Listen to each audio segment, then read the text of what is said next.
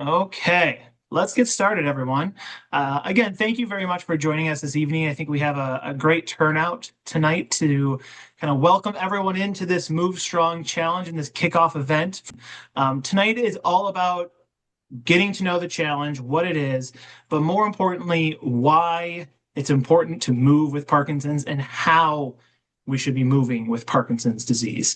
So, I want to take a quick moment to introduce our guests this evening. So, for those of you who do not know me, my name is Eric Johnson. I'm the founder of Movement Revolution and kind of came up with this crazy idea for the Move Strong for PD challenge. But I'm a neuro exercise specialist, and we specialize, and I've worked my entire career in helping people move stronger with Parkinson's disease. Been doing this for, I guess, 17 years now, and been working with people with Parkinson's from day one of my career. It's something I'm very passionate about, and I've seen the benefits that exercise can have for everyone affected by Parkinson's and other neurological diagnoses, and that's what I've devoted my career toward. So, one of my friends and mentors for a long time is Professor Daniel Corcos from Northwestern University. He is one of the world's leading experts on Parkinson's and exercise. And I'll let him talk about all of his credentials and exciting research that he's been doing over the course of the years. But, I like to take a lot of the amazing work that Daniel and his other colleagues in the Parkinson's and exercise research spectrum do and put it into action. We thank him for all of his incredible work that he's done in the research space and validating why exercise is important for Parkinson's disease. And then Dr. Radhika Desai, who is one of our neuroexercise specialists here at Movement Revolution. She is a tremendous member of our team. She's a terrific coach, and she is a client data and analytics manager. So she's been kind of going through a lot of our data that we collect in all of our clients and trying to figure out what that data says and relate it back to meaningful outcomes to see, one, how we can help all of our clients move better within the programs that we offer, but give you better insights into how your hard work and movement actually matters. So she'll be giving a great discussion today as well. This is kind of the agenda for the evening. I'll kind of introduce what Movement Revolution is, who we are, kind of the story and why and how the Move Strong Challenge took place. We'll have Dr. Corcos talk about the exercise prescription for Parkinson's disease. Radhika will be talking about activity tracking, which is what this challenge is essentially all about, and how it can help with adherence and motivation for exercise. And then at the end of the program, I will kind of walk you through what the challenge, what are the details of the challenge, kind of how to utilize the app, how to get registered if you not already are, and I'll be able to field some questions on that at the end of the discussion today. For those of you who don't know, I know a lot of you are familiar with Movement Revolution and who we are, but I just want to give a quick introduction for those of you who may not be familiar with us. We are neuro exercise specialists. I found Movement back in 2013 after a career at a rehabilitation hospital here in Chicago. Started with just myself and really trying to have an avenue for people to become more active after they were done with traditional physical therapy. I realized there was very few resources for people at the time with Parkinson's disease and other neurological diagnoses. After you're done with physical therapy, there isn't a professionally led exercise program for people that they can work through a lifetime of the challenges that these conditions may have and impose on people. And a lot of times people don't feel comfortable working out in a traditional gym setting. And that's why we decided to start Movement. And since then, we've opened up 3 flagship locations throughout the Chicagoland area with 2 additional programs that we offer at satellite locations with some rock steady boxing programs. We also have a really robust virtual program that we offer for people who aren't in the Chicagoland area. Excitingly, just finishing up a study with the University of California, San Francisco. I'm very excited to see those results on high intensity exercise program done completely remotely for people with Parkinson's disease. So that's kind of the nitty gritty of who we are. Our main mission is to help empower people with neurological diagnoses to live stronger each and every day. And I mean that by saying it is our goal to help you get enough cardiovascular exercise, get enough strength, mobility, and agility and balance. And we want to work on all those things. But the most important thing is how all of that movement and effort translates into improved quality of life that really helps you live your best life every day. And that's kind of the goal of this challenge, is to disseminate our knowledge and how we can kind of help guide you and give you a platform to track all the activity that you are doing and try to translate that into how you can live stronger each and every day. So, very proud to be in 2022, the Parkinson's Foundation came out with an accreditation program for exercise programs to say, to put their stamp on programs that provide their coaches with appropriate educational materials on what Parkinson's disease is, what the research has shown on Parkinson's disease and exercise, and really how to put that into practice. So we were fortunate to be recognized as one of the first accredited exercise programs under the Parkinson's Foundation. So that's a little bit about us. We're going to move on to Dr. Corcos. So Daniel, if you wanted to go ahead and share your screen, I will stop sharing mine.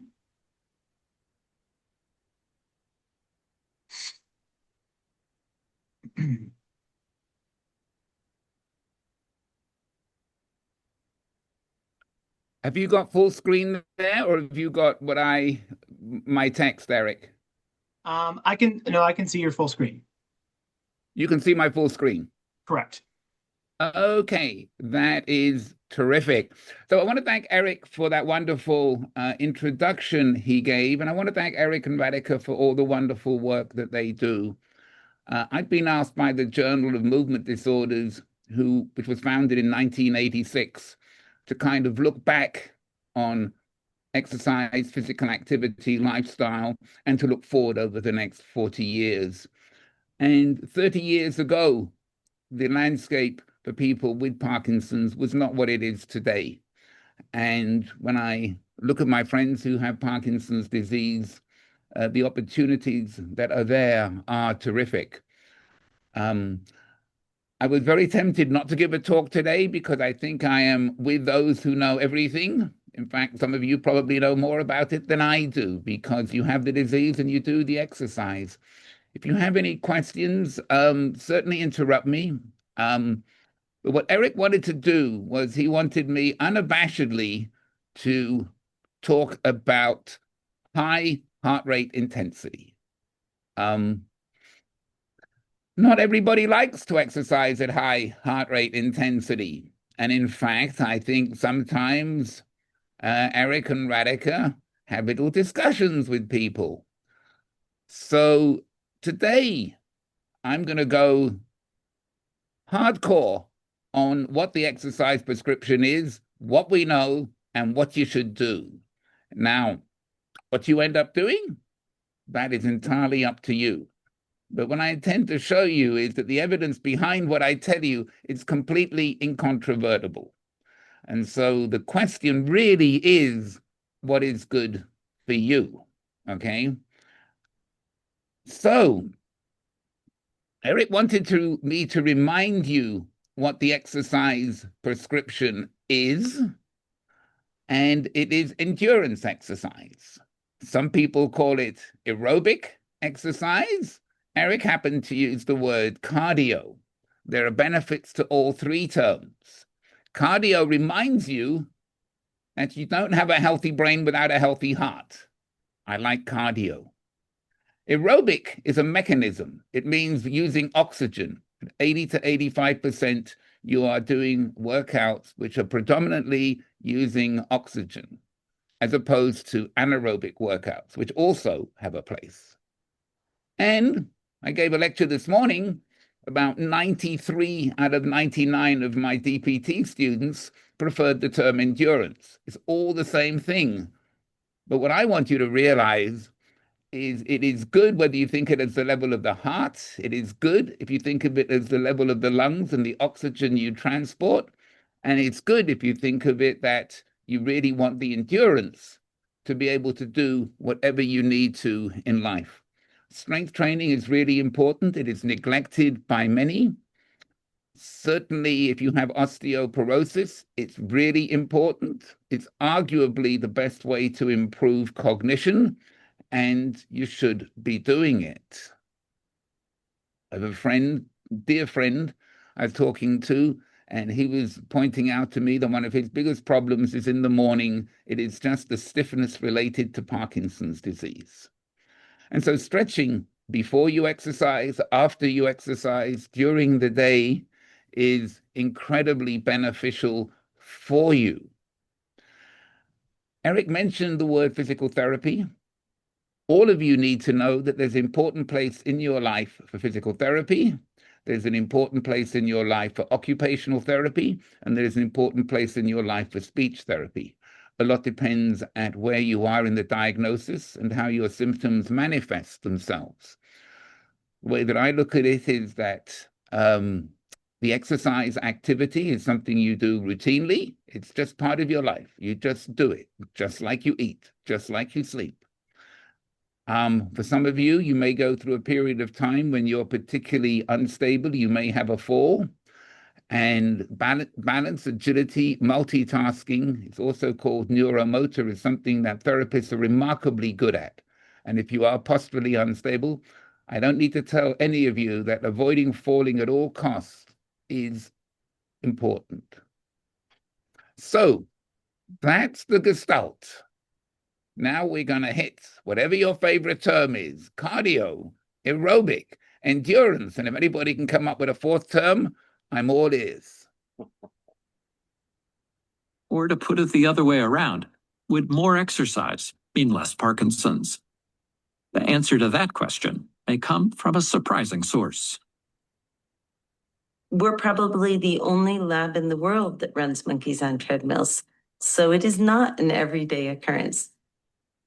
To test the impact of exercise on Parkinson's, the University of Pittsburgh's Dr. Judy Cameron has divided monkeys into two groups: the runners and the watchers. The running monkeys train for 3 months. The watchers, well, they just watch. And then both groups are injected with the toxin MPTP, the same toxic substance that caused instant Parkinson's in the frozen addicts. What we're seeing is monkeys that have run on the treadmill have very little effect of the MPTP. They're still able to use the side in which they received the injection, and they can use it very normally. The monkeys that are running look very different from the sedentary controls. And the sedentary controls aren't really using their arm. They're letting their arm hang down. It makes us think that exercise somehow changes how the brain is functioning and protects it against damage. Everybody ready? Ready. To see exactly what's going on, the animals are then given a brain scan. The results prove to be dramatic. It's a pretty massive lesion. The MPTP injection has decimated dopamine production in the monkeys who watched but didn't run. But in contrast, the running animal, The lesion is much less. yeah. In fact, in some of these slices, you'd be hard pressed to know that there was a lesion at all. Right. So In fact, while the MPTP knocked out dopamine production on one side of the brain in the sedentary monkeys, the running monkeys were only minimally affected. Their dopamine production remained virtually normal. So what we're finding is that when we exercise the monkeys on the treadmill, for the amount of exercise that clinicians would recommend that middle-aged people undertake, their brain is less likely to be damaged when there's an insult. And that's the key question. Is what's good for the monkey good for you? And the answer to that key question is that what is good for the monkey is in fact good for all of us. So these are PET scans. This refers to binding potential. Many of you have had a DAT scan. It's similar, it's a little different.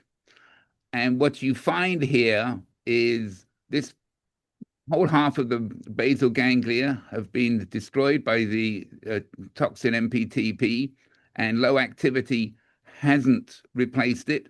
The high activity you have, so here you have the caudate and putamen, part of the basal ganglia, and it is picking up dopamine, which is what you want. This is daily activity counts, is how active the monkey is. And this monkey here was up at 80% max. And you can see this monkey's binding potential was high. And so here you have, in a primate model of Parkinson's, clear evidence that more is good. Now, the rationale for endurance aerobic cardio is really quite clear. You increase dopamine metabolism. You're building your blood vessels. You want to get oxygen to the brain. Probably no neurogenesis in Parkinson's disease, but there's always the hope. And this is really basically new nerves. There's very little evidence that one can generate new neurons in the human brain. But we don't really know, because it's impossible to really do that in a human. This is your ability to consume oxygen.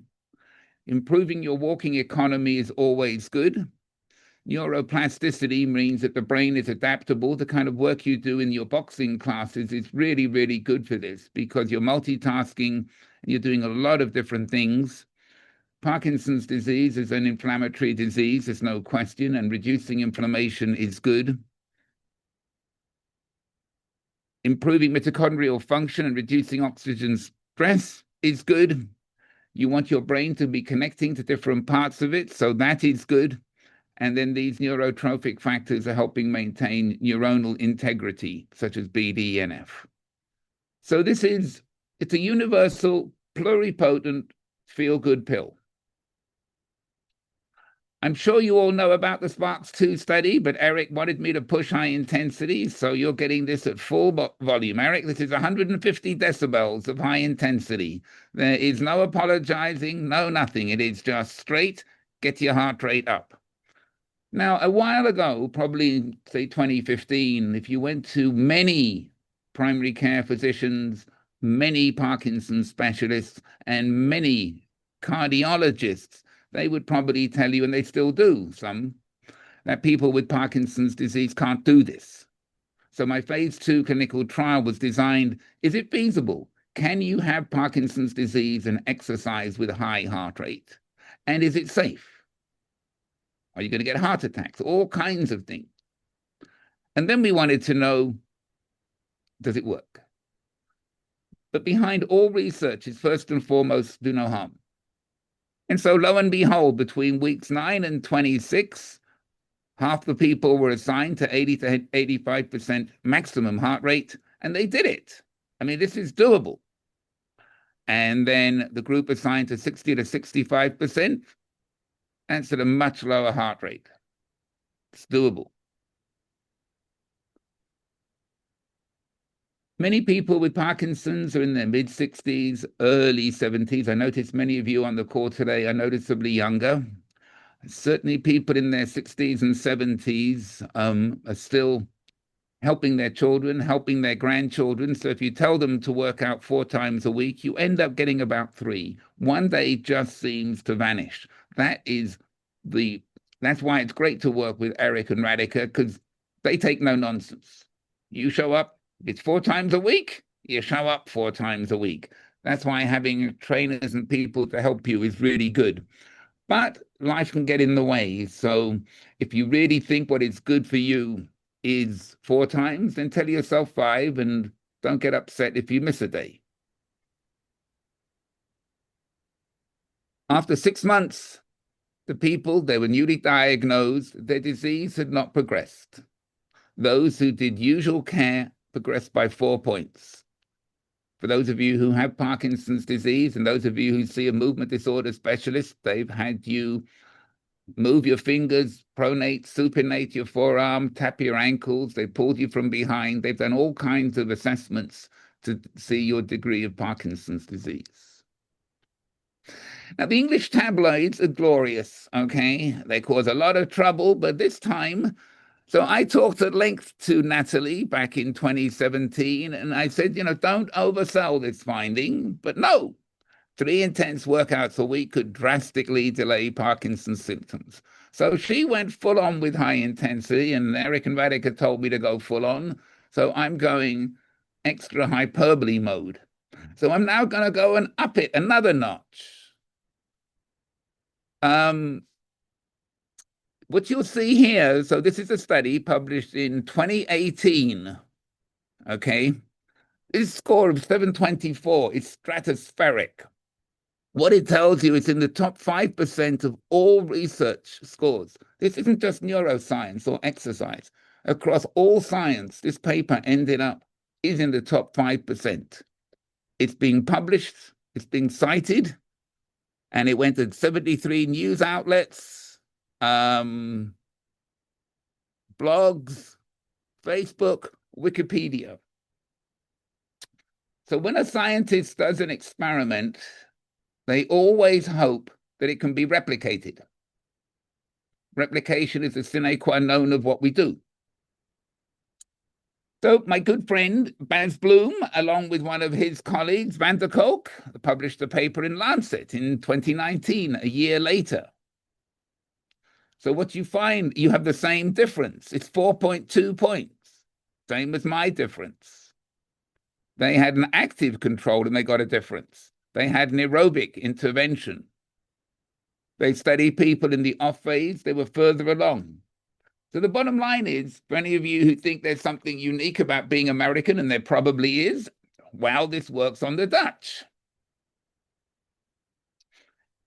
And for those of you who think that it may not work on people in Hong Kong, well, let me tell you, it works on people in Hong Kong just as well. So this is a paper by Margaret Mack, and she did brisk walking and balance exercise. And the brisk walking and balance, and this was really brisk walking. I mean, this is not just brisk walking. I'll show you how brisk it was. And she had a significant difference between brisk walking and control. So now for those of you, so the next time you find it hard to do high intensity, okay, just remember this plot. And just don't forget this plot. So here is my data. And these were people newly diagnosed. They have an MDS score of about 20, 21, 22. Flat line over 6 months. Those who were not exercising progress. These are our friends in Holland. Further along in the disease, a higher score, same trajectory. You can superimpose this over here. It's just these people are more impaired. So for those of you who think this is only for newly diagnosed, guess again. This works when you're further on in the disease. And here is the data of Mac. She had a more vigorous, she had a multimodal intervention, and she actually got improvement. So depending on how fit you start off, depending on a lot of things, it may even be possible to get improvement. I might be actually older than a couple of you on the call. And so you reach a point in life when maintenance is good enough. The idea of always getting faster at some point, just holding what you have is probably a pretty good idea. And so I now want to take you on to another study, kind of exercise that I really like, and this is what I think what boxing is. To me, boxing is circuit training. Okay, now you have gloves, and some of you might like to go up to Eric in the morning and get an extra nice workout by punching him hard on the gloves. And there's an element of boxing to it. I'm sure you also like to punch Radhika as well. So whatever makes people feel good, there's a lot of good in the boxing part, but for me, it's circuit training. So here you have people doing circuit training for 40 minutes, and you look at their heart rate for this person. The heart rate is 149.4. That is high intensity.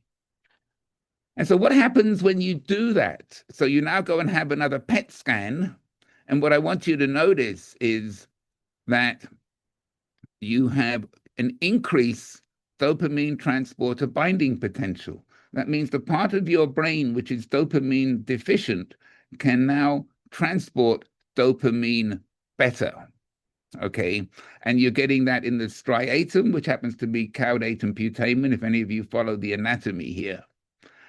And so what I want you to see on this particular slide, pre-exercise, post-exercise, the binding potential has gone up this is the mean. This is what disease progression would have predicted. One person, it dropped. But by and large, you have a trend. Here's some work from Beth Fisher. And she did a treadmill study back in 2013. And here's person 1 and here's person 2. And the binding potential has doubled. People with Parkinson's disease not exercising, no change in binding potential. Well, the people have Parkinson's here, and so they're not able to get their binding potential up as high as healthy controls, but they're doubling it, and they're doubling it in the right direction. So the real question is, can I sit here and talk to you all without practicing what I believe? So I'm now going to show you the quintessential perfect workout. This happens to be done on a bike, okay? You can row, you can walk, you can do an elliptical, you can do whatever you want, okay? And here is the heart. So I'm starting off, I've been biking a little bit beforehand, so we're starting off down about 80. And for 5 minutes, I'm slowly building up into my 80% zone. Okay? And you can see here the power on my bike is going up. And then I'm reaching a point here. And so I'm probably holding 20, 21 miles an hour on the bike. You can see my power is going up and down. We can talk a lot about the benefit of having measures of force, speed, other metrics as well. And then here's my heart. And it's staying very, very nicely at round about, so my average is 109. I've got a peak heart rate, 140, 141, 142. And then I cut off the workout a little bit early. I should have let my heart rate drop down a little bit, okay? And so the perfect work rate is a nice slow heart rate building up as you warm up. You hold it steady for 30 minutes and you let it subside. And if you do that, you'll be following the best exercise prescription that there is. So, and let me ask Radhika, because Eric's already spoken a bit. So Radhika, is that what you wanted or is that not what you wanted? That was great. Yeah, exactly what we were looking for, just to speak on the importance of intensity. And I think that, speaks to our focus for exercise programming at Movement Revolution. So yeah, thank you so much. And I think it was really nice to see, I mean, we preach intensity all the time, but it's nice to see the data that backs it up. And so it really just reinforces the benefits of having high intensity integrated into our exercise programming. So all of you knew that because I'm sure that you are the smartest of the smart, because only the smartest of the smart would tune into to Eric and Radhika. So now that we've established that, do you have any questions, comments, concerns? Amalia, I hope I pronounced your name correctly. Yes, you did. Thank you. My question is it necessary? I know you said that if you don't want to go one day, but what about if you started good to going 4 days a week and then all of a sudden you have no more energy, you don't have the motivation, so you go down to 2 days. Would that still be okay or that's not progressive? Well, this is a very good question. Okay, so I think, Amalia, what you have to do is you have to listen to your body. Okay, I think for a lot of people, 4 days is too much because with 4 days, you end up going back to back. There's no way of getting around it. And if you find out that you do high intensity 2 consecutive days and you're totally wiped out afterwards, then you can either do alternative days, which happens to be 3.5 times, but it works out over 14 because you can divide that by 2, or you can drop down Another thing that some people can do, and which I would think about doing if I found this was just wiping me out too much, I would do 2 at maybe 60, 65, and then 2 at 80 to 85. So if you look, for example, at what cyclists do, they have what are called recovery rides, and recovery rides are really important. We have people here at different ages. We have different disease severities. The Parkinson phenotype is different. You're not all the same. You may not even all have the same disease. 2 or 3 of you will probably have a GBA1 mutation. Some of you will have a LRRK2 mutation. And so we're still learning a lot. So I was asked to push the gospel hard, and I have done so, and that is the exercise prescription. We have a program at Intermountain Health in Utah where we have a Parkinson's elevated clinic, which we're just starting, in which exercise is the key part of the prescription. And we're certainly learning that some people do suffer far more from fatigue than others. And so if it's overly fatiguing you, then it is good to step back. Certainly look at your diet, certainly look at your hydration. You could try 2 lots of 15 minutes. There are big individual differences here. So they're really 2 separate questions, okay? The one is, let's assume you're fully motivated, okay? Let's assume your motivation is 100%. That doesn't mean to say you're still not sometimes going to get fatigued. And there are times to back off. There are times maybe that you need to take an easy week when you really kind of set back whilst listening to your body.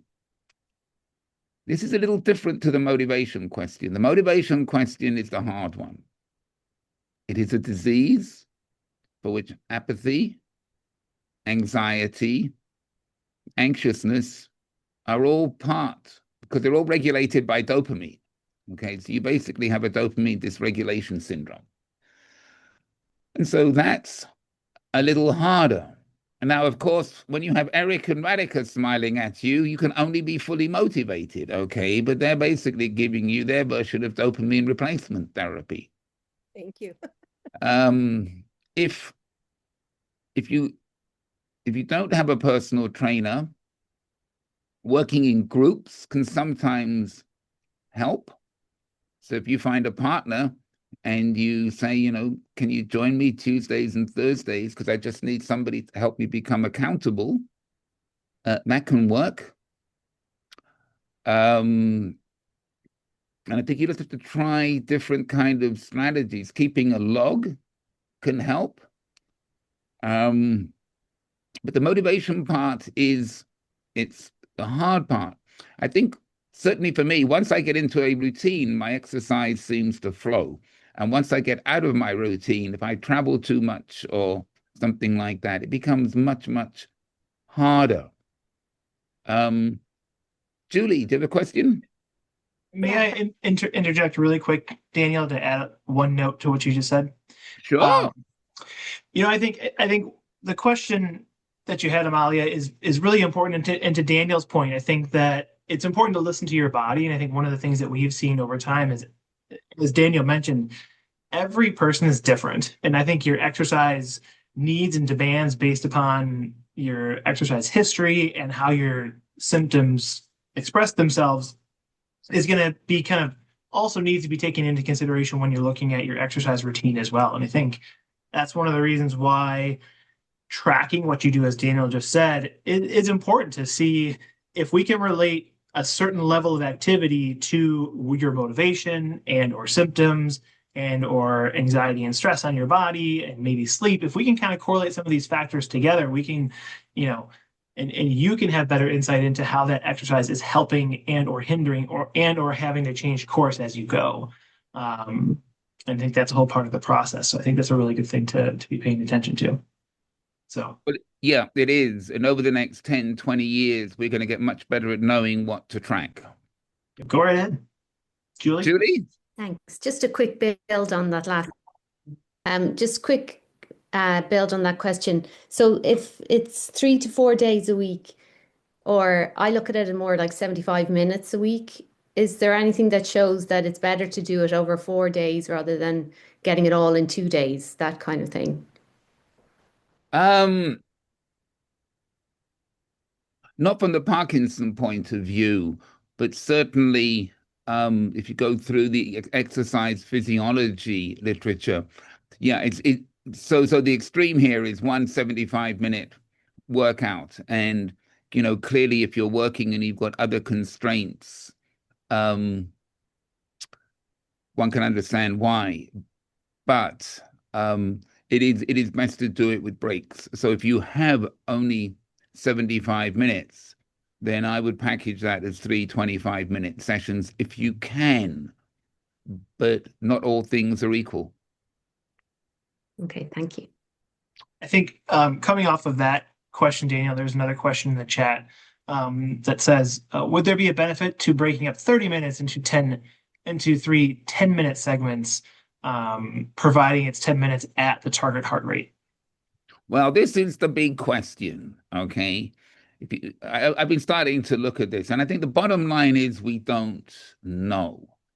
But there is a burgeoning literature in what is called metabolic syndrome, going back to about 2019, where they start to talk about exercise snacking.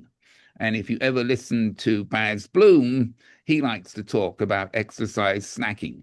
And you can think of that as 3 exercise snacks. Now, whether it's as good, again, you're going to have to do a very complicated study. Both are way better than nothing. And if you just have a mind which says, look, I can push myself for 10 minutes and then I need to go and do something else and push myself for 10 minutes, you can also try it. At the end of the day, what works for Radhika may not work for Eric and may not work for Bob. See, what's going to happen is that these things are never going to be put into big studies. Big studies are brutal to run, okay? And so at the end of the day, you have to really kind of get what really works for you. But for me, the idea, so I kind of take a step backwards. If you look at data of blood flow, you'll find that the blood that flows through the brain drops per decade of life. Okay, so 50-year-olds have greater blood flow through the brain than 60-year-olds, have greater blood flow through the brain than 70-year-olds, etc. All other things being equal. And that's not good for you. You want the blood pumping through the brain because it takes oxygen, nutrients, and helps rewiring the brain, neuroplasticity, etc., etc. And so the idea that doing this for a considerable amount of time, like 30 minutes, it does make physiological sense. And also, of course, you're stressing the body. So stress can be good and bad, but all exercise is a form of stress. And it is the good biological response to stress that helps you. And so when you're now into minutes 21 to 30, which is getting a little bit harder, that is probably beneficial. But try it. You can try it for a month and see how you feel.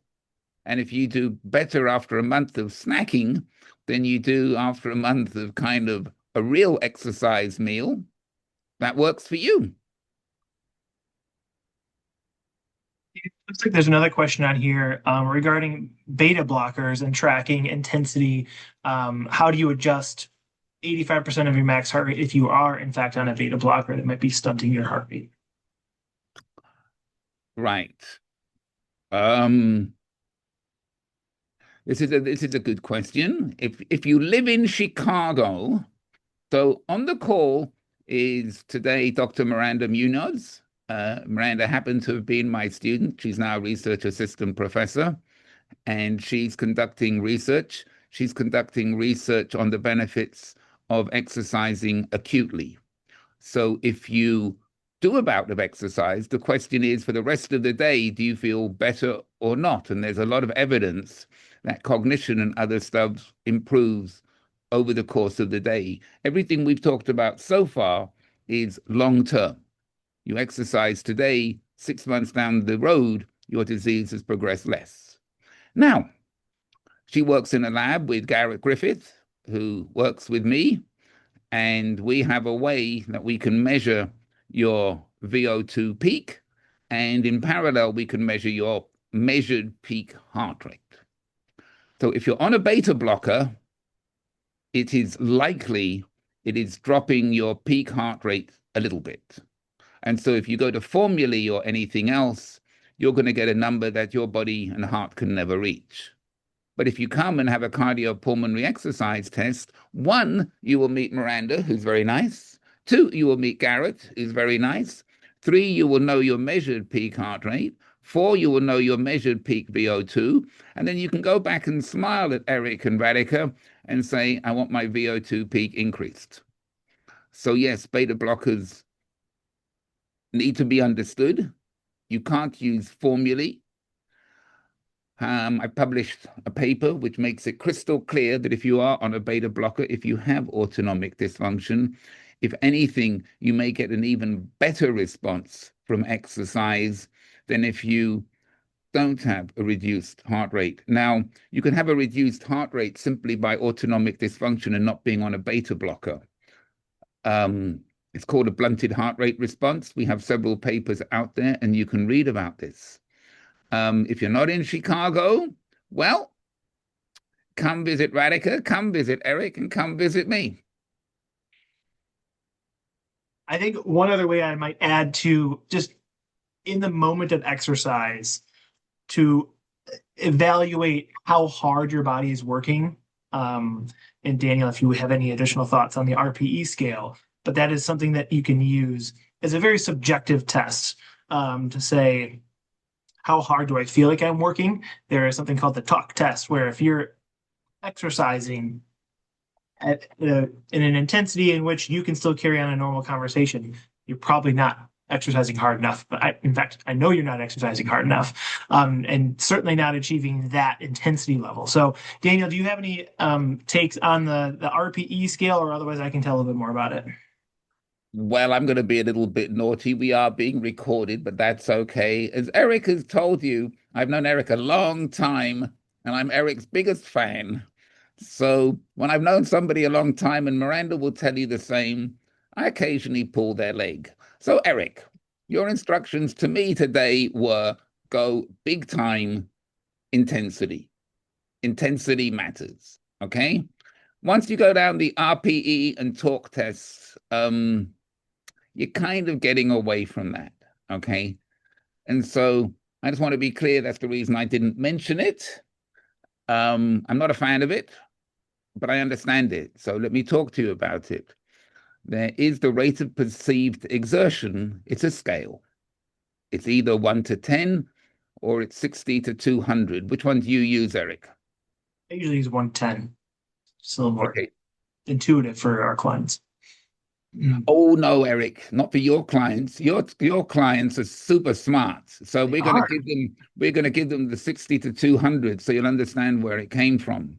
Mm-hmm. The 60 to 200 is meant to kind of mirror heart rate. So 200 for a young person is close to the peak, okay? And 60 is a typical rest heart rate. Elite athletes are below 60. So when it was developed from 60 to 200, they're trying to get numbers to mirror the heart. Eric's entirely correct. For most people, 1 to 10 is much easier because it's an interval scale, and that's much easier to understand than when you begin at 60. Whichever scale you use, we'll go back to the 1 to 10. The idea is that like an 8 means you're working out really quite hard, 7 to 8. It's at a level that talking becomes harder. So if Radhika and Eric are in superb shape or on the treadmill and they're at 85% of their peak heart rate, they're not going to be discussing how the revolution is going to take over exercise in America over the next 20 years. If they want to do that, they're going to drop down to 60 to 65 for when you can. And that's where the talk test comes in. And so for those of you who find heart rate monitors an abomination, and there are people like that, for those of you who find tracking not what you want to do, then the talk test is very easy. If you're having a conversation, you're at 60 to 65, and you're not doing the exercise that you need to delay progression. If you're at 80 to 85, and you can just about discuss how beautiful the weather's been today, that works too. But you don't really have to track. And the nice thing about heart rate, going back to some of the earlier questions, sometimes when your body is just tired, you're going to have a high heart rate, but your workout would in fact be less. So that's one of the reasons I have the power. So on some days when I've been really working hard, then my heart rate is actually higher than my work output. And so it's a way of really controlling the stress that I put on myself because I'm measuring my heart rate. But again, these are good, clever questions. So we may have to do it again, Eric. With your slides. Oh, one last thing, coming back to Dr. Munoz. If anybody can help her with her study, this is going to be a really important study because my feeling is we don't really understand the day-to-day benefits. And for people who really find motivation a problem, if we can publish articles which say that after 30 minutes of exercise, that your cognition actually improves throughout the day, and that would be very, very useful. So if you email me, I will forward it to you. But the benefit you will also get is you will know your VO2 peak. And if you do it on the market, these assessments depends where you go. If you find a nice exercise facility, $150. You go near your favorite cardiologist, $2,000. So you're getting a bargain when you come and see Miranda. Daniel, thank you so much for giving that discussion for everybody and answering all these questions. Very pertinent to the topic at hand today. So thank you very much. It's a pleasure. It's always a pleasure. All right. Awesome. Okay.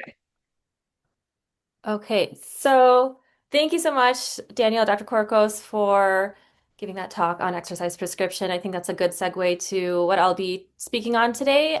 So primarily I'll be speaking on exercise adherence and how we can use exercise tracking and activity tracking to motivate ourselves to stick to an exercise plan. So a little bit of background on myself. First of all, it's really nice to see everybody on this call. I know there's a handful of clients that I personally see, so it's great to see everybody here. And there's a bunch of clients that I haven't met before. So if you see me at the Deerfield site, please feel free to say hi. I will probably say hi to you. If you're at some of our other sites, it's great to see you virtually. So yeah, let's get started and then we can go to the next slide. So the outline, what we'll be talking about is the idea of exercise adherence. So Daniel talked a lot about exercise prescription and the volume intensity necessary to achieve a certain heart rate zone so that we're able to decrease a lot of the symptoms of Parkinson's disease. What we want everyone here to be able to achieve is a regular exercise program. So I'll be speaking on what exercise adherence is, and why that is key to our success. I'll also be speaking on intrinsic motivation, goal setting, and social reinforcement, and how that can facilitate exercise adherence.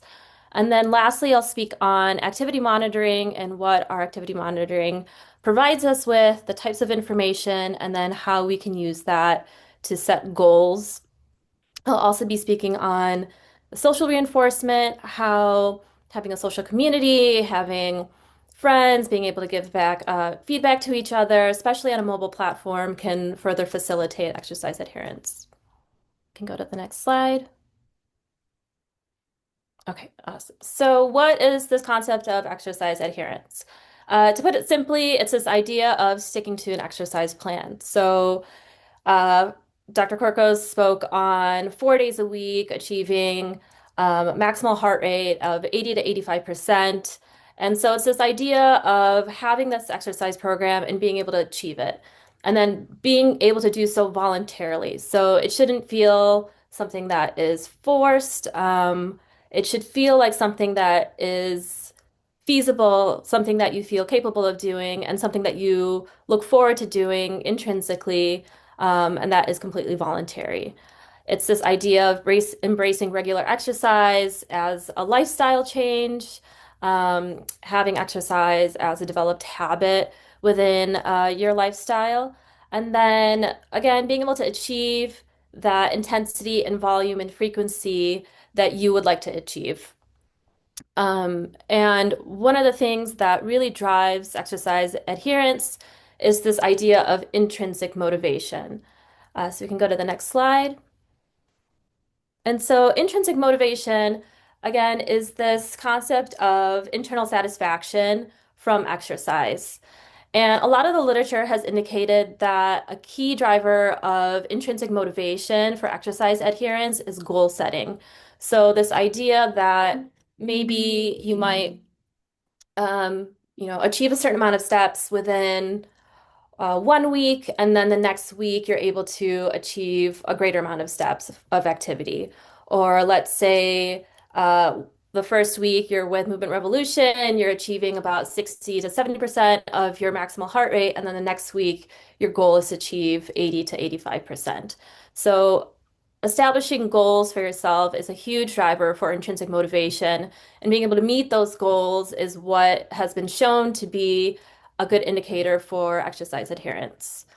We've also seen that social support plays a crucial role in promoting engagement and reinforcing exercise as a lifestyle change.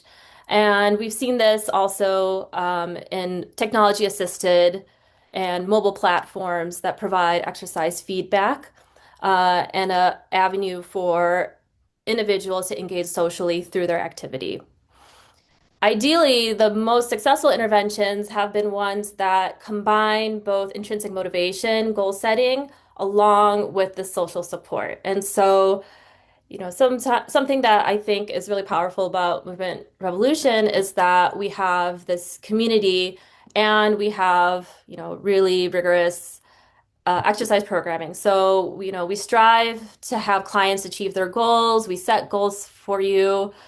We help you set your own goals. We want you guys to feel like you're achieving your movement goals, achieving like the recommended exercise prescription. And then we also want to promote this social environment, which further reinforces that exercise adherence. So all of you guys being here is an example of that social support. So we definitely appreciate that. And it's, a lot of research has indicated that type of community further reinforces the ability to stick to an exercise program. We'll go to the next slide. Okay. So what's really awesome about activity tracking, and a little bit of background about myself. So I am a coach at Movement Revolution.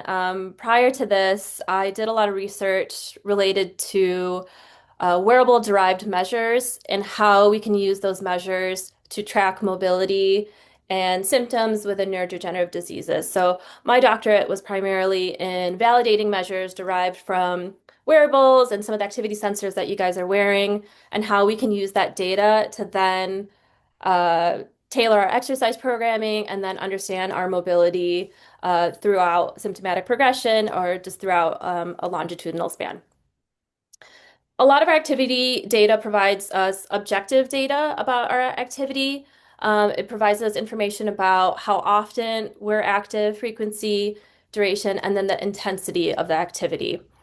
So some examples of data that can be derived from wearables include steps. So oftentimes you'll look on Apple Health or maybe your Fitbit, and it'll say how many step counts you've done within 1 day or 1 week.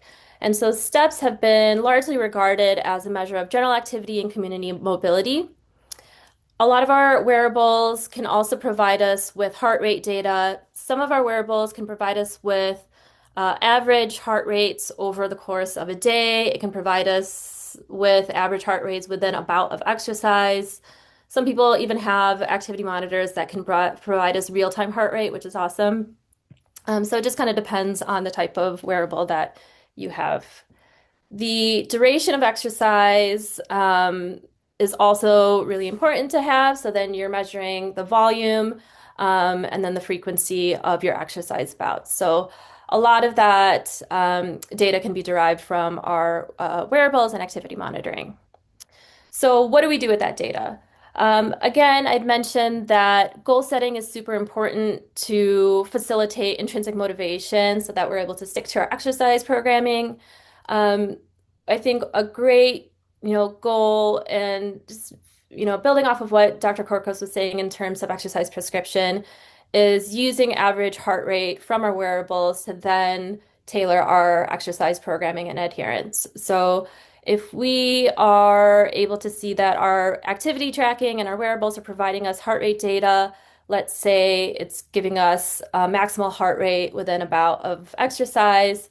If you see that you're able to achieve a maximal heart rate at 60%, trying 65% the next week, 70%, and then up to 80, so forth.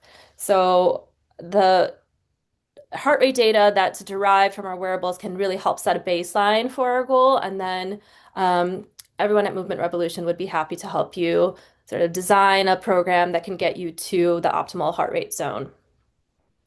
If your wearable device does not provide real-time heart rate, a lot of our wearable devices can provide average heart rates. And so average heart rates can also give us a good idea of the amount of intensity you're achieving. So we can also use that to achieve to set a goal for intensity. If you have activity monitoring that does not provide you heart rate data, and really if, within your exercise, you find it challenging to achieve a certain heart rate, I think that step counts are also a valid way to see how much you're able to move throughout the day within the community. It gives us a good idea of, your movement capacity as well. So if you are able to achieve, 4,000 steps every day, I think setting a goal for 5,000, 6,000, and so forth would be a valid goal. And I know Eric has shared some research, and Eric, if you want to share this a little bit later too, about clinically meaningful difference of step counts within Parkinson's and sort of the ideal range of step counts necessary to offset symptomatic progression. Goal setting can also be achieved from feedback from our wearables. If we're looking to see how much volume and frequency we're able to achieve. So again, our wearables will give us a good idea of when we're actually recording our exercise bouts, when that activity counts as exercise, and then how long that's occurring and how many days a week. So let's say your goal is just to be more active and to engage in more exercise more frequently. Something as simple as recognizing that you're doing 1 to 2 days a week of exercise and then trying to achieve 2 to 3 days of exercise and then 3 to 4 days of exercise. So I think the idea of using activity monitoring and using that to achieve and set our goals is really flexible, and it should be something that is, you know, obtainable for everybody. So we want to make sure that everyone at Movement Revolution is feeling as though they're able to achieve their goals. And if you feel like you're not certain on what is an appropriate goal for you, anyone at Movement Revolution would be happy to help you. And we certainly would love to, tailor your programming according to some of your activity data. We can go to the next slide. Okay, so I had said that, a main driver of intrinsic motivation is goal setting for exercise adherence, and then that secondary reinforcement is social support. So again, we have amazing classes and amazing community at Movement Revolution. We have Rocksteady, we have our Neurofight Club, We have people that voluntarily, take their time in their evenings to join us. So I think that having that social support has been shown to be hugely reinforcing for exercise adherence. And what's nice about mobile applications is that you can sort of build a virtual community for this. And so Eric will speak to the specifics of the Heya Heya app, but there's been a lot of research to indicate that when individuals with Parkinson's and new individuals that are new to exercise are engaging with each other socially on a platform where they're able to cheer each other on for any type of activity, it further reinforces that exercise adherence. So it gives that little bit of external gratification that then reinforces the intrinsic motivation. Okay, we can go to the next slide. And so I think this is a good segue to the specifics of our challenge. So our Move Strong for PD really is an amazing thing because it kind of hits on all the components necessary for exercise adherence. So within the challenge, we're using this Heya Heya app, and this mobile application is great because it provides this activity monitoring and feedback from wearables. We're able to see our step counts from it. I'm pretty sure we're able to see our average heart rate from it. And you're allowed to bring your own device too. So let's say if you don't have an Apple Watch, that's okay. I think it accepts Apple Watches, Garmin's, Fitbits, Oura Rings, you name it. And it pulls the data from all of your wearables and imports it into the Heya Heya app automatically. And so you're able to see all of your activity.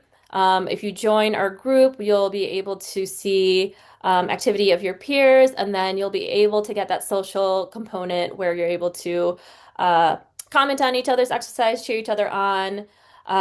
You can even log healthy activities too. So again, I think to the point of exercise adherence, there's also this factor of self-efficacy too, in feeling as though you can achieve something that you want to achieve.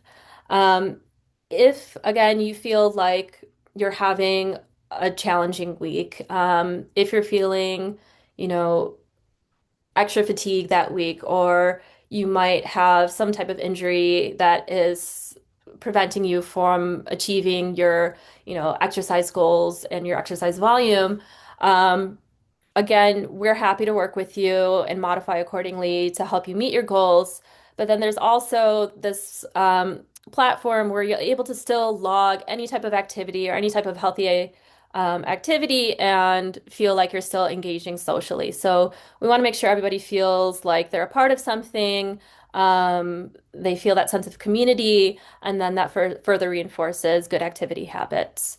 So I will allow Eric to speak on the details of the challenge. Well, I wanted to introduce the Move Strong for PD app. And I wanted to take this moment to kind of give you guys an idea of what is this challenge all about? Where did it come from?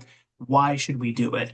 And I think for all the reasons that Dr. Corcos has just discussed on the importance of exercise in managing disease progression, as well as adhering and how do we adhere to an exercise program, that is kind of the antithesis for why we wanted to get this challenge started. I mean, especially this time of year, one of the things that we've noticed over the course of many years is that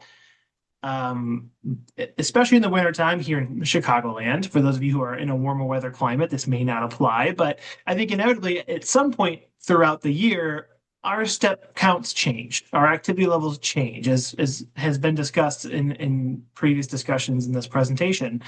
We kind of ebb and flow out of these states of movement and motivation and all of these different factors. And I think if we can find a way, our goal is to try to find a way that allows us as coaches to be a partner with you in how much you're moving when you're not with us. We know when our clients are in a exercise class with us or a one-on-one session, we monitor your intensity, we know how hard you're working, but your overall daily activity, coming back to our mission here at Movement, is to help you move better every day, not just when you're at the gym, and to help you manage the ebbs and flows of those movement cycles throughout the course of your life and throughout the course of a year and your weeks, that changes. But if we don't have a measurement tool to kind of pull everything back to really assess why there might be some ebbs and flows within your movement patterns, that's a really important step that we wanted to find a solution for. And we've worked with heart rate monitoring applications in the past, but that told us just for that one particular workout, how important your intent or how intense your workout was, but it didn't tell us how you were moving the rest of the day. And so we want to try to find a platform where we can encourage people to move, and we can kind of coach you along the way based on how you move, and we can see it, we can all see it, and we're all doing it together. There's a litany of research showing the importance of socialization and connectedness and just pulling, working out together in a group setting. And I think sometimes that can be difficult if you don't have, a rock steady boxing class or a movement revolution or something like that near you. So our goal is to try to, pull our entire Parkinson's community together in one place where we can track exercise, learn how and why we should exercise in a very specific manner. How do we put and apply those exercise prescriptions into one place? And so I think this app is all about rewarding you movement that you're already doing, learning how and why we should exercise like we just learned, and then how do we connect as a community and learn as we go throughout this process. So this is an 8-week challenge because we feel like we want to see some differences, and hopefully you see the differences with how you move on March 1st to how you move at the end of March 1st. And we'd love to hear your feedback on that. But the challenge and the application, we found this application through Heya, which is kind of pulls all of these things into one place. It allows you to connect with other people with Parkinson's, maybe they're from a different Movement Revolution location, maybe they're from a different Rock Steady boxing program. I know that we have other Rock Steady boxing affiliates that are participating in this challenge, and from around the country, maybe around the world, that are participating. So I think to have a place where you guys can motivate each other by the amazing feats that you are doing, that's the primary goal here, is to kind of create this inclusive environment for us to track movement, but also support and learn. If you have not signed up for the challenge yet, this is a QR code that you can scan. So I know we have some people that are joining this informational session today that have not signed up for the Move Strong Challenge as of yet. The challenge doesn't start. The movement that you're doing, those of you who have been signed up for like 2 weeks, I thank you for signing up. Hopefully that gives you an opportunity to learn how to use the application. The challenge is not live. Those points that you're already getting for the movement that you're doing are kudos to you. And I think I'm already seeing a tremendous amount of support from the people that have been in the app. You can start to see other people's activity trends and cheer them on right now, although the points toward the challenge won't officially start until March 1st. If you have not signed up, it's not too late. So you scan the QR code, you have to type in a passcode, which is Move Strong, the number 4 PD, and then you have to sync all of your movement activity data to that application to make sure it's collecting all of the data and outcomes from whatever activity tracker you're using. The activity tracker does it does pull from a lot of different sources. So it can pull from Garmin watches, which is what I have, Apple watches, Fitbits, and every movement counts. So even if you just have a smartphone and you don't have a heart rate monitor, you don't have a watch, it still pulls that movement data. If you're putting your phone in your pocket and you're tracking your steps throughout the day, those steps equate to points. So every single movement counts, no matter what type of activity you're doing. It also gives you the opportunity to log data. If you don't have an activity tracker, you can still go in and manually log a Rock Steady boxing class that you did. So you do get activity points for anything that you do, even if it's a dance for PD class, if it's power training, if it's physical therapy, all of that movement counts. But we'll kind of dive into the app here a little bit. kind of already explained the connectedness and how we kind of sync and register everything.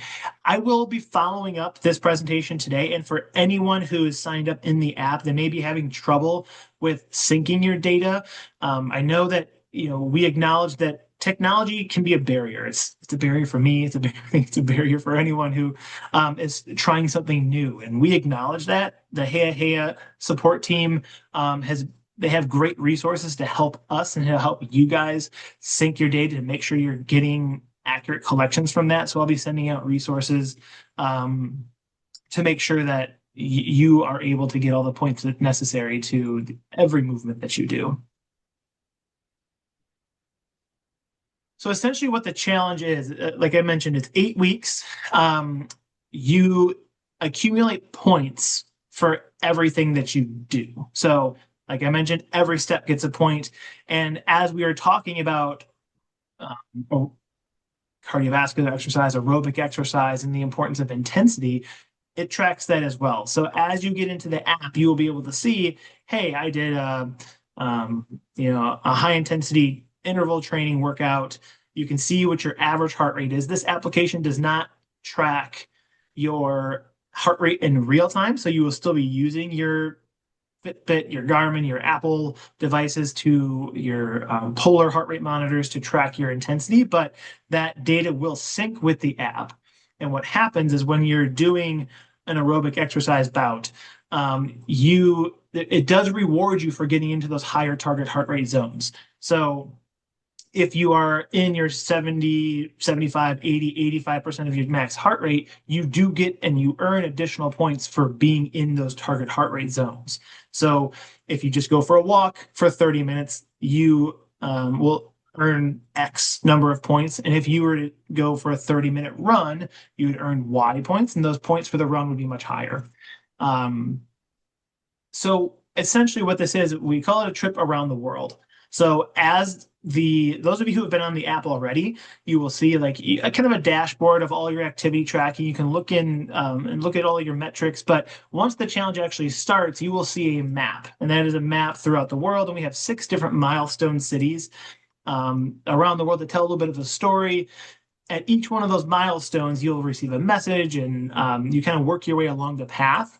The goal is to complete the entire path throughout the challenge.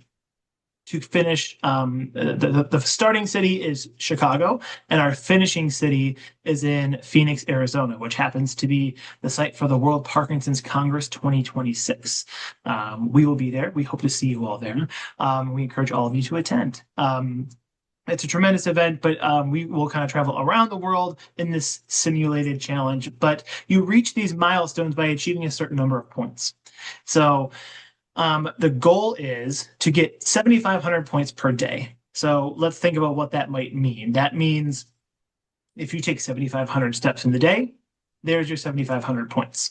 But you can also achieve points for, again, more rigorous exercise. You can also achieve points by cheering on other people. So I forget how many points you get for a cheer. I think it's like either like 50 or 100 points per cheer. So we're really encouraging you to connect with other people in the app, to give them a high five, to send them an emoji saying, hey, I see your exercise, and and keep up the great work. I've seen a lot of that already with the people already engaging with the app, but you can achieve additional points outside of exercise just for cheering people on. But as we know, and one of the things that we try to preach, we are certainly huge proponents of exercise, but all of these other healthy habits matter in helping you live a healthier, stronger life with Parkinson's. So we wanted to be able to reflect that in this application as well, saying, we should be eating healthier. We should be getting better sleep. You should be stretching throughout the day. We should be drinking enough water. So they have what's called these healthy micro actions that you can log in the application. I'll kind of scoot forward to the next page. You can see here, like on this middle section, there's this little tab where it says micro actions. And so you can go in there and say, hey, I got a good night's sleep last night. Or if you're wearing, take for example, my Garmin, if I wear it to sleep at night, or your Apple Watch, if you wear it to sleep at night, it will track your sleep. So it'll track the duration of your sleep, how much REM, deep, or sleep that you have. And it'll award you bonus points for that good night's sleep. So I think it's an additional 500 points for any of these micro actions. So it's a great way for you to achieve additional points for eating a healthy meal. You get 500 points. For drinking a glass of water, you get 500 points. We highly encourage all of our clients to stretch more than we always do. We preach the importance of strength training and aerobic exercise, but if our muscles are very tight and rigid, it's going to be really difficult to achieve a full range of motion in those strength training exercises, or take those longer steps, or achieve the same high intensity that you might want to. And especially the one thing that we really want to do is avoid injury, right? We want to avoid setbacks. So we want to reward you for stretching, and I highly encourage you to stretch every day. And you can log that and earn these micro points for that. But this is just some screenshots for kind of what the application looks like as you log into it. What does the dashboard look like, and what does it look like when you cheer people on, and what can you do in the application itself? So this shot on the left will show you kind of your log for what you've done for that day. So it's under your personal page. You will see, okay, I got a good night's sleep. I did a 50-minute strength training workout, and I did a 30-minute yoga session. It'll log all of that automatically if you have your activity trackers linked to the application. So you don't have to do anything else. Once you link your data, it automatically syncs into the application and pops up on here and it awards you points, which is really great. So you can track your progress on your points at the top, and it'll show you your progress as you go. You can, like I mentioned before, log these micro actions. So if you go down at the bottom right-hand side, or I'm sorry, on the home screen, there'll be a little checkbox item, and you can click here to select, if you want to log your own independent exercise. If you're going for a run outside and you may not have a GPS tracker and you're just taking your phone with you, you can enable GPS tracking to track your run or your walk or whatever it might be. And then so this is a kind of an area where you can track any manual activity. I will say this, the amount of exercise options for people in the Heya app is endless. So somebody had a question earlier about table tennis or ping pong for Parkinson's disease. You can select ping pong in the app and get credit for doing that ping pong workout, which is tremendous. So that's really neat. We'll be offering more tutorial videos on how to work through the app that we'll be sending out and linking on our website and on our YouTube page associated with the challenge. So there will be some help in navigating those tools as well. The one thing I wanted to share is this. I think it was just posted the other day, maybe today. One of the amazing things about the app is you can upload pictures of yourself. As you can see, one of our participants, he linked aviation as he was flying an airplane, and he posted that on the page because that's an activity that you can get credit for, which is incredible. You can share pictures of your workouts as you're doing this. If you're doing something fun outside and it's a beautiful day, or you're on a nice warm weather vacation, post a picture of your workout to kind of cheer other people on. I think it really motivates folks. I noticed that this particular post received, an engaging conversation back and forth with one another participant. They may not know each other, but they're cheering each other on. They're making that connection. So it's so cool. I think there's 8 different comments on this one picture. And I think you don't have to do that, but it gives you the option to kind of share and connect with other people in a very unique way. So this is just some, reiteration of what Daniel had talked about earlier, but we really want to encourage you to, one, we want to address this exercise prescription for Parkinson's disease. This was set forth by the American College of Sports Medicine and the Parkinson's Foundation. You will get points for achieving all of these activities, right? And everyone's kind of cocktail is different, right? We need to make sure that we're getting that aerobic exercise to be neuroprotective, but we also have to strengthen our bodies to improve our balance, do that neuromotor exercise that Daniel had mentioned earlier. All of these different modes of exercise are really important to help you manage your specific symptoms better. And that is something that's different for everybody, but you do get credit for all of that. And if you have any questions on what specifically you should be doing at the beginning of this challenge, at the end of this challenge, we're happy to help have that conversation with you if you're not already engaged at movement. And even if you are, it's even easier. We can help you as exercise coaches to make sure that we're helping you navigate what your prescription should be based upon your activity levels and what your symptoms might be.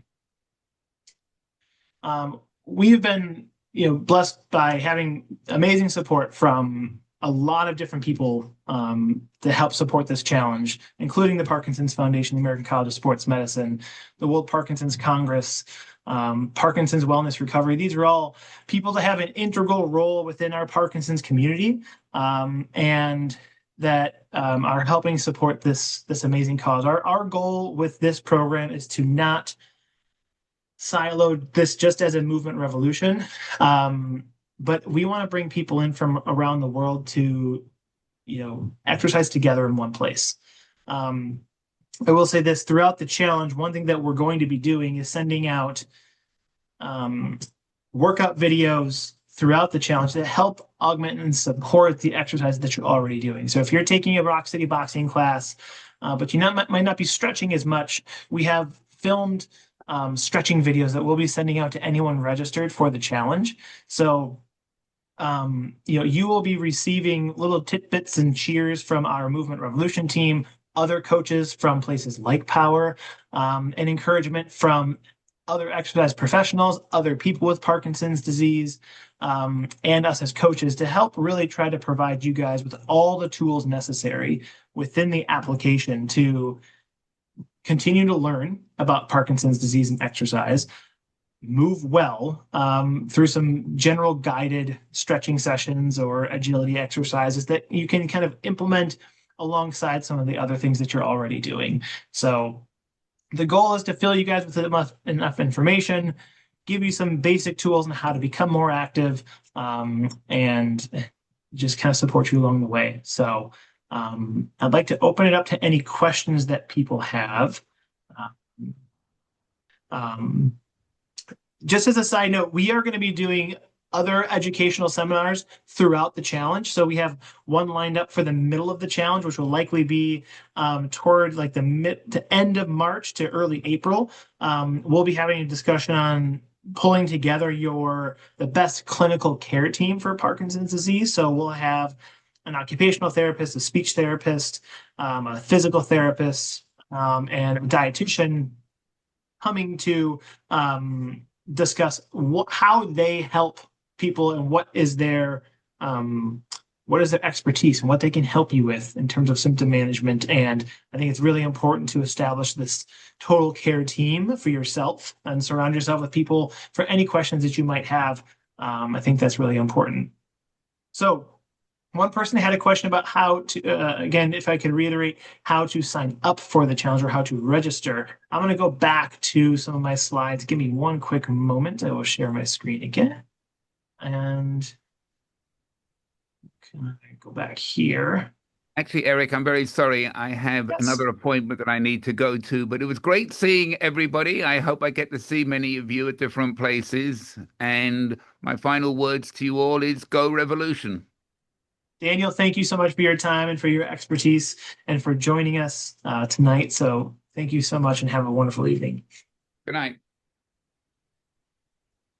Okay, so really quick, this is to register for the challenge. If you haven't done so already, you scan this QR code, you type in the code, you download the application, you type in the code MoveStrong4PD. It's gonna prompt you to go through and allow permissions for your activity trackers. Make sure when you're going through that registration process that you are selecting yes to allow the app to track the activity from your phone, which is typically synced to your Fitbit or your Apple Watch or whatever it might be. So as long as you accept the permissions for the app to be tracking your movement data in the background or your health data through Apple Health or Google Health, those things should automatically sync up. Once you are once you've done this process, you are in the application, you are in the challenge, you are registered. You see yourself and kind of on a scoreboard throughout the challenge. The one thing I forgot to mention, which is really important, we will be having prizes. I will send out more information on what these prizes will be for the challenge. We will be giving away some free personal training sessions at Movement Revolution. We'll be giving away some t-shirts and some other fun things along the way. So prizes are to be announced. Stay tuned when I will send it out to everyone that was in this meeting with some of the links that might be helpful as well. So did you guys have other questions? I just had kind of a detailed question. My Apple Watch has boxing as an activity. Yep. For rock steady boxing, would I choose that, or should I choose more of like a multimodal activity? Or I would select boxing. I think that would be appropriate. And I think the one way that I think it would be really cool for you guys to see is when you are doing specific movements, right? And if you're classifying your movement, whether it's aviation or boxing or walking or cycling, how many points are you awarded for that activity? And that way you can kind of gauge like duration, intensity, and how does that translate into me? Because in theory, the whole goal of this challenge is to accumulate as many points as you can, right? And you will accumulate more points for more rigorous activities. So for you to be able to correlate and translate those things into, earning those points relating to intensity, I think that's the most important thing. What other questions do you guys have?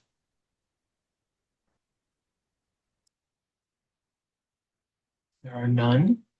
That is okay. You guys know how to reach us. You should have our information. If you do have a question, you can submit a question in the application or feel free to reach out to us here at Movement Revolution along the way.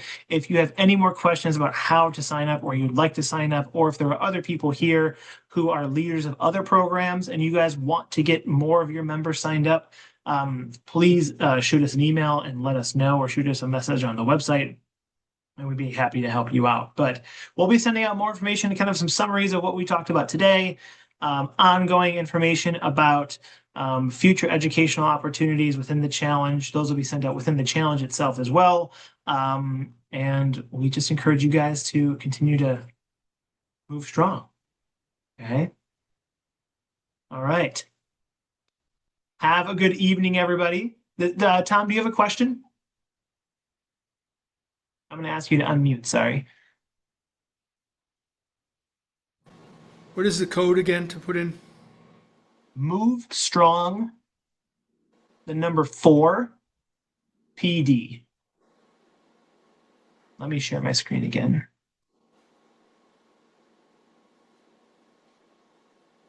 So it's this code right here. Move strong 4 PD. If anyone has any questions on how to sync their wearable device with the app, or how to record activity, feel free to email Eric or I, and then we're happy to help. Wonderful. Well, thank you guys for spending a little bit of time with us this evening. If you have any questions, like as Radhika said, please feel free to reach out to us. Don't hesitate. We know that sometimes the technology can be a challenge for some of us as we get started, and we want to help you along that process. And hopefully at the end of the day, just try to be a part of the community and move a little bit more than you did before. So thank you so much, everybody. Have a wonderful evening.